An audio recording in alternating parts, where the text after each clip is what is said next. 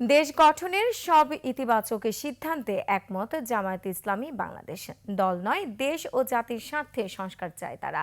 সকালে জাতীয় সংসদ ভবনের এলটি হলে ঐকমত্য কমিশনের সঙ্গে বৈঠকের শুরুতে এসব কথা বলেন জামায়াতের নায়েবে আমির doctor Abdullah Mohammad Taher.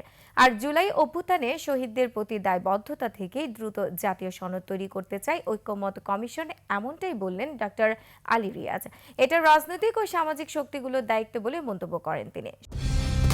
Colour expert, George sap এবং মাইল্ড অন হ্যান্ডস টেকনোলজি সমৃদ্ধ অরিক্স ক্রিস্টাল ওয়াশ আপনার লন্ড্রি এক্সপার্ট। সংস্কার প্রশ্নে ঐকমত্য তৈরির লক্ষ্যে রাজনৈতিক দলগুলোর সঙ্গে 5টি সংস্কার কমিশনের গুরুত্বপূর্ণ সুপারিশগুলো নিয়ে প্রথম পর্যায়ের আলোচনা করছে ঐকমত্য কমিশন।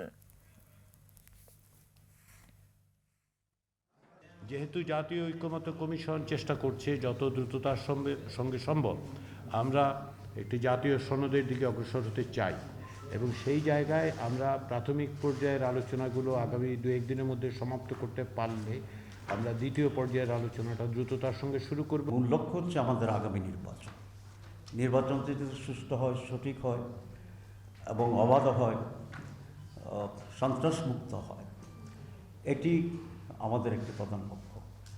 কারণ আজকে বাংলাদেশ যেখানে সে দাঁড়িয়েছে সেটার পিছনে সবচেয়ে বেশি অনুঘটক হিসেবে কাজ করেছিল গত 3টি নির্বাচনের নামে প্রহসন।